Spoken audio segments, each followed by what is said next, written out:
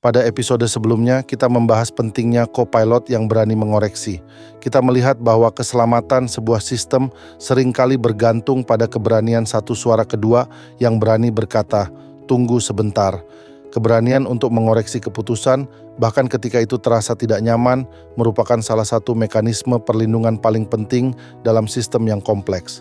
Namun setelah berbicara tentang keberanian untuk bersuara, ada satu peran lain yang sering luput dari perhatian. Peran orang-orang yang justru memilih untuk menahan diri, mengalah, atau bahkan berkorban demi menjaga sistem tetap berjalan. Di episode ini, kita akan membahas mengapa dalam organisasi dan kepemimpinan selalu ada orang yang rela berkorban dan apa makna sebenarnya di balik pilihan tersebut. Dalam dunia penerbangan, tidak semua peran terlihat di kokpit. Ketika kita memikirkan keselamatan penerbangan, kita sering membayangkan pilot yang memegang kendali pesawat. Namun di balik satu penerbangan yang aman, ada banyak orang lain yang bekerja jauh dari sorotan. Ada teknisi yang memeriksa mesin sebelum pesawat lepas landas. Ada petugas darat yang memastikan proses operasional berjalan lancar. Ada kru pendukung yang bekerja di berbagai titik sistem penerbangan. Mereka jarang terlihat oleh penumpang, tetapi kontribusinya sangat menentukan keselamatan. Banyak dari mereka bekerja dalam senyap. Mereka tidak mencari pengakuan. Mereka tidak tampil di depan. Namun ketika ada risiko, merekalah yang sering memilih untuk menanggung beban tambahan. Mereka mengambil tanggung jawab ekstra agar sistem tetap berjalan. Mereka memastikan bahwa sesuatu yang kecil tidak berkembang menjadi masalah besar. Dalam organisasi, pola seperti ini sangat umum terjadi. Hampir setiap tim memiliki orang-orang yang secara diam-diam menjadi penyangga sistem. Ada orang yang memilih mengalah demi menjaga stabilitas tim.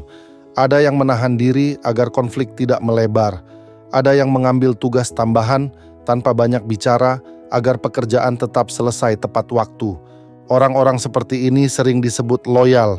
Mereka dianggap kuat, mereka dianggap bisa diandalkan. Dan dalam banyak kasus, mereka memang memiliki komitmen yang tinggi terhadap tim atau organisasi tempat mereka bekerja. Namun tidak semua pengorbanan lahir dari pilihan yang sepenuhnya bebas. Sebagian pengorbanan muncul karena tekanan budaya. Dalam organisasi yang terlalu hierarkis, orang mungkin merasa sulit menolak beban tambahan. Dalam sistem yang tidak seimbang, orang tertentu bisa terus-menerus memikul tanggung jawab lebih besar tanpa disadari. Dalam lingkungan kerja yang menuntut kinerja tinggi tanpa jeda, pengorbanan bisa berubah dari pilihan menjadi kewajiban yang tidak pernah diucapkan secara langsung. Disinilah kepemimpinan mulai diuji. Dalam dunia penerbangan, pengorbanan yang tidak disadari bisa menjadi sangat berbahaya. Banyak investigasi kecelakaan menunjukkan bahwa faktor manusia seperti kelelahan kru, tekanan psikologis, atau beban kerja berlebih sering menjadi penyebab tersembunyi dari insiden besar. Orang-orang yang terus bekerja melebihi batas sering tidak menyadari bahwa kemampuan mereka mulai menurun. Sistem terlihat tetap berjalan, tetapi di baliknya ada individu yang perlahan terkuras. Hal yang sama juga bisa terjadi dalam organisasi. Pemimpin yang tidak peka bisa salah membaca pengorbanan sebagai kekuatan sistem. Mereka melihat tim yang selalu mampu menyelesaikan pekerjaan. Mereka melihat orang-orang yang bersedia mengambil tanggung jawab tambahan. Dari luar, semua terlihat stabil. Namun stabilitas seperti itu sering dibangun di atas beban yang tidak terlihat.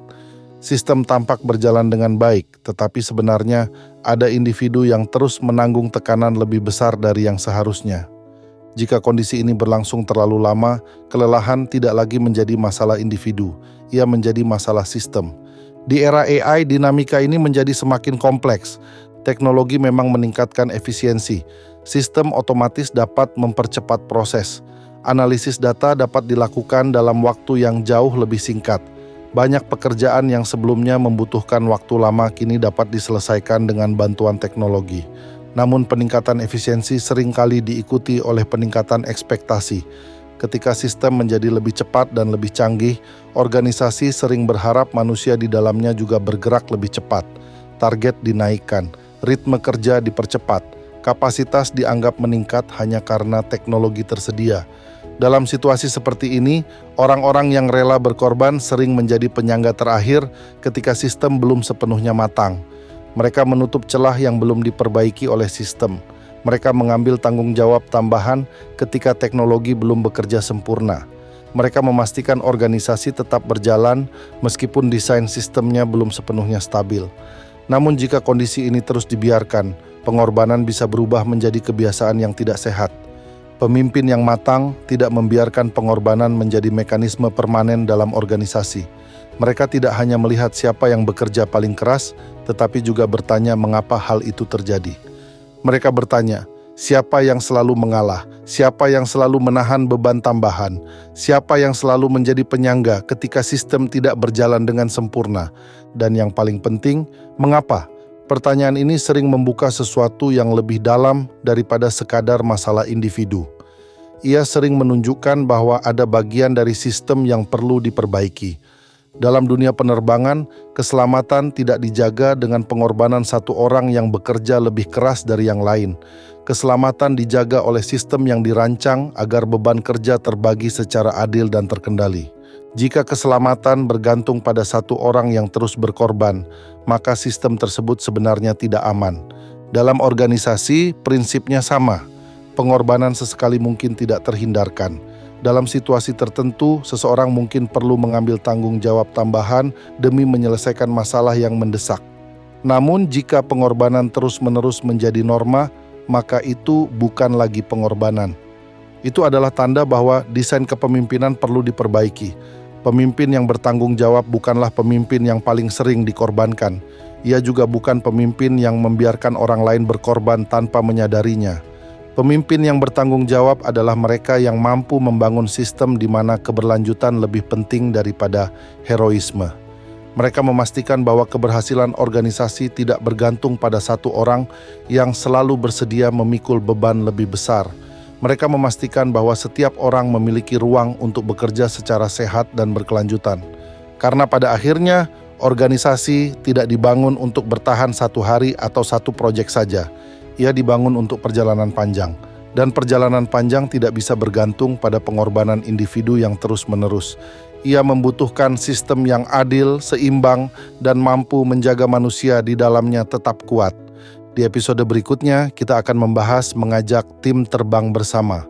Tentang bagaimana kepemimpinan bukan soal siapa yang paling kuat, tetapi tentang bagaimana seluruh tim dapat bergerak dan bertumbuh bersama, tanpa meninggalkan siapapun di belakang. Terima kasih sudah menyimak episode ini. Mudah-mudahan pembahasan tentang mengapa ada yang rela berkorban memberi ruang untuk melihat sisi lain dari loyalitas dan ketahanan dalam organisasi.